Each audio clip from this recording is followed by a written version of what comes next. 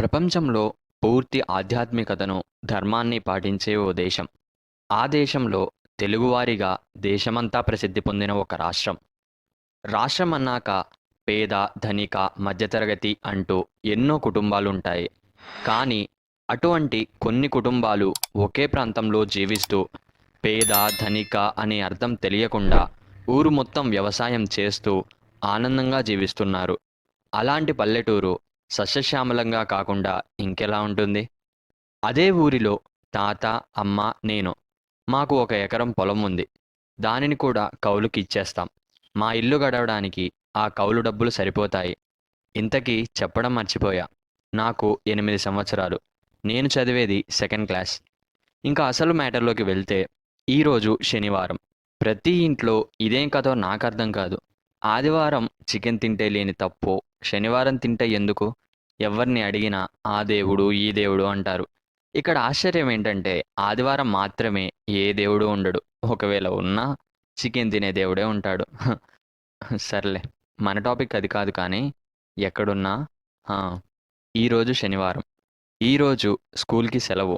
ఎందుకో నాకు తెలీదు. రోజూ లేచినట్లే ఈరోజు కూడా లేచి, ఊరంతా అలా మా ఫ్రెండ్స్‌తో తిరిగొచ్చా. వచ్చి కాళ్ళు, చేతులు కడుక్కొని, "అమ్మా ఆకలిగా ఉంది. అన్నం పెట్టు" అని పిలవగానే, అమ్మ పళ్ళెం తీసుకొని వచ్చి ఇచ్చింది. తిందామని కూర్చున్నా. ఏంటే ఇది? రోజూ స్కూల్‌లో కూరలు తిని తిని చిరాకొచ్చింది. ఈరోజన్నా మంచిగా తిందాం ఇంట్లో అనుకుంటే, ఈ దరిద్రపు కూర చేశావు. ఛీ! అని అమ్మపై అరిచి, లేచి బయటకు వెళ్తూ ఉంటే, బయటే మంచం పైన కూర్చొని కోళ్లకు గింజలు వేస్తున్న మా తాతయ్య, "రేయ్! ఇలా రా" అని పిలిచాడు. నేను రాను పో అని అరిచా. వెంటనే, "ఈ తాత పిలిస్తే రావా?" అన్నాడు. వెళ్ళి పక్కన కూర్చొని, "ఆ! ఏంటి?" అని అడిగా. మా తాత, "చూడు నాన్నా, అమ్మపై అలా అరవచ్చా? అయినా ఇంత చిన్న విషయానికి తినకుండా వెళ్ళిపోతావా? అయినా మీ అమ్మ ఏమైనా ఎవ్వరూ తినని కూర, నీకు అనారోగ్యాన్ని తెచ్చే కూర ఏమైనా వండిందా? మంచి పోషకాలు కలిగి అందరూ తినే కూరనే కదా! అది కూడా చాలా రుచిగా వండిందిరా. అలాంటి కూర వద్దంటావే?" అని సర్ది చెప్తున్నాడు. "నువ్వేమైనా చెప్పు తాతయ్య, నాకు మాత్రం ఆ కూర నచ్చదు అంతే" అని నేను చెప్పా. "సరే, నేనొకటి చెప్తా. అది చేస్తావా?" అని అడిగితే, "సరే" అని అన్నా. "సరే, ఈ పని చెయ్యి. అదిగో అక్కడ చూడు, కాకి కనిపిస్తుందా? దాన్ని ఈ రోజు మొత్తం చాలా స్పష్టంగా గమనించు. అది ఏమేం చేస్తుంది, ఏమేం తింటుంది అని మొత్తం గమనించు. అలాగే సాయంత్రం ఏం గమనించావో వచ్చి వివరంగా చెప్పు. సరేనా?" అని చెప్పాడు. సర్లే అని పొద్దున వెళ్ళిన వాడిని సాయంత్రం నీరసంతో వచ్చా. వచ్చి, "తాతయ్య, నువ్వు చెప్పింది చేశా. చెప్తా విను." అది ఎక్కడో టేకు చెట్టు పైన ఒక గూడు కట్టి, దాంట్లో గుడ్లు పెట్టి పిల్లల్ని చేసింది. చేసిన పిల్లలకు ఆహారంగా ఎన్నో రకాల ఆహార పదార్థాలను పెడుతుంది.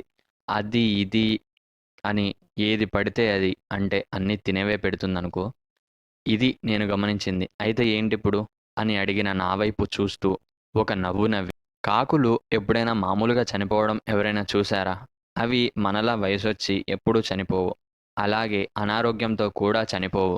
ఎందుకు అని ఎవరినైనా అడిగితే శనిదేవుడు ఇచ్చిన వరం అంటారు. కానీ నాకు తెలిసిన నిజం, నువ్వు చెప్పినట్లే అన్ని రకాల ఆహార పదార్థాలను తినటమే.